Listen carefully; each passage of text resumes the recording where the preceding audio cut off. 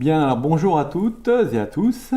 Je voulais vous présenter aujourd'hui donc un client que je vais appeler pour les besoins de la cause Monsieur X, hein, qui vient de fêter ses 87 printemps, hein, Exact. et qui incarne un dynamisme, une lucidité que je voudrais bien offrir à ma famille dans 30 ans, puisque moi je n'en ai que 56. Hein.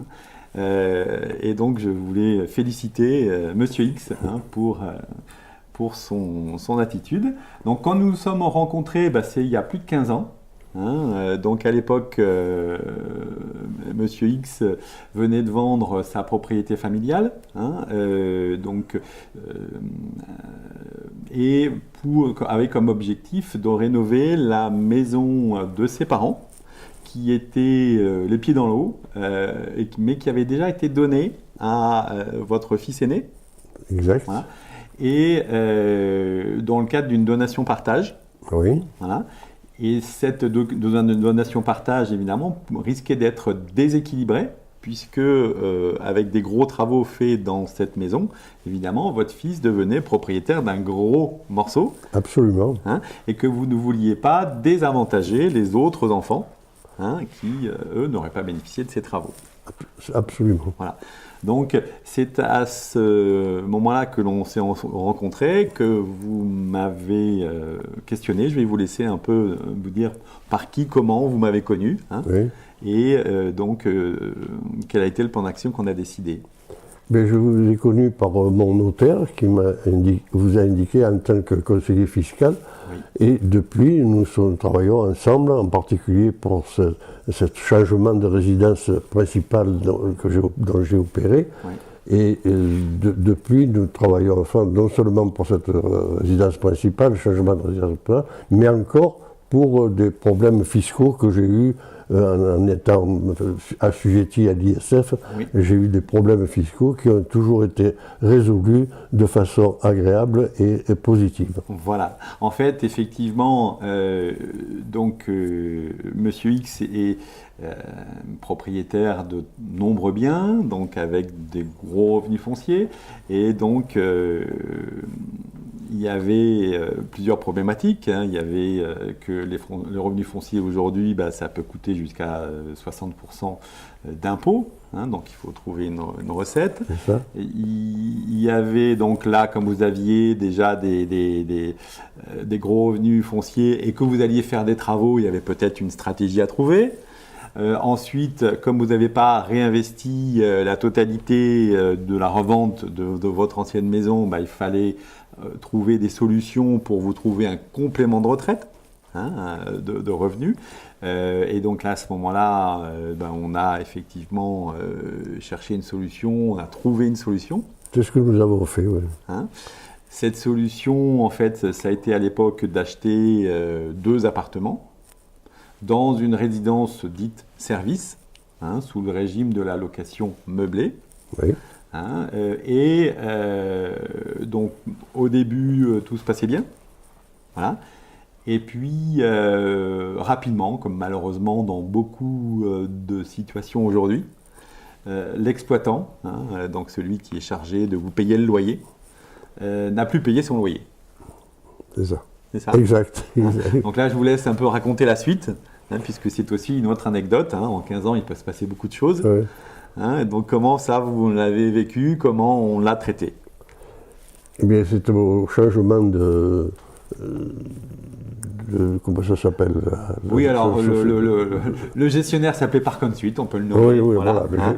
Le gestionnaire, au changement de gestionnaire, le nouveau gestionnaire m'a pratiquement diminué mes loyers de 30 à 40%, si ce n'est pas plus. Même 50%. Même 50%. Ouais. Et nous avons abandonné cette location et nous avons pris, M.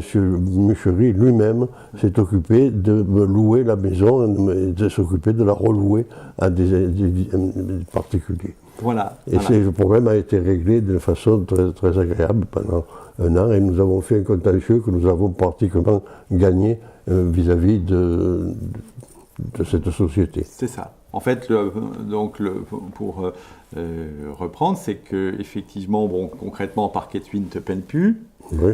Il nous dit, voilà, je veux bien continuer, mais c'est moins 50 Oui. par rapport au loyer, à loyer initial. Voilà. On lui dit, non mais attendez, nous on a un prêt à payer, enfin là en l'occurrence c'était pas votre cas, mais on veut des revenus.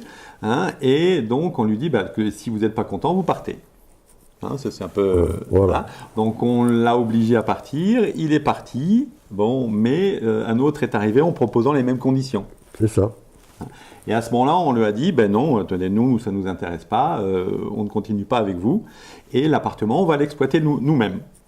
Et à ce moment-là, j'ai proposé à monsieur X, plus dans le cadre d'un service après-vente, on va le dire comme ça, hein, de reprendre les appartements pour mon compte, hein, c'est-à-dire que c'est moi qui loue, hein, et je loue au même prix que ce que je lui avais vendu.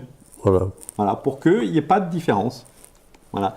Et donc ça, effectivement, le nouvel arrivant n'était pas d'accord, à commencer par venir donc vous piquer, entre guillemets, tout le mobilier qu'il y avait dans l'appartement.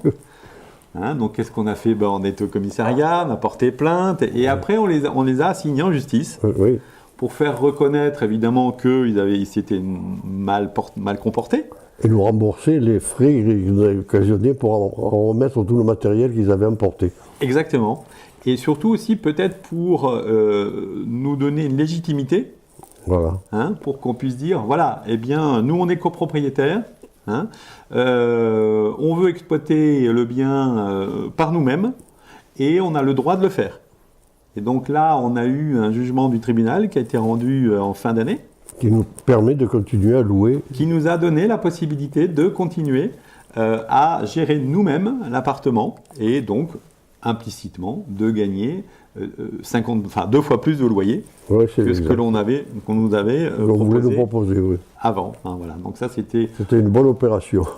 Finalement, une opération qui était logique, puisque complément de retraite est souvent égal à allocation meublée, hein, puisque c'est défiscalisé.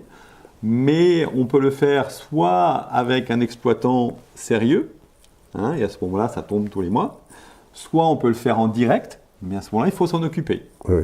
Voilà. Donc vous n'aviez pas envie de vous en occuper, on a choisi ce schéma-là, ça ne s'est pas passé comme prévu au début, mais on a rectifié le tir, et aujourd'hui, tout est en ordre. Tout est en ordre, c'est bon. Voilà. Le résultat est excellent. Voilà. Hein, donc voilà. Donc ce partenariat, on va le dire, hein, depuis 15 ans, eh bien, en fait, c'est la différence entre quelqu'un qui est salarié et qui va changer tous les 2 ans, hein, et quelqu'un qui est indépendant, hein, et qui est là dans la durée, hein, et aussi bien pour faire du conseil que pour sélectionner des solutions produits. Voilà. Voilà. Hein. Le tout, c'est que ça réponde bien à votre demande et que ça se passe bien. Et le résultat était positif financièrement. Bon, eh ben, écoutez, voilà. Donc, merci de ce témoignage, monsieur X. Hein, et bravo pour ces 87 printemps. Hein, merci. Hein, et donc, à bientôt pour une prochaine vidéo.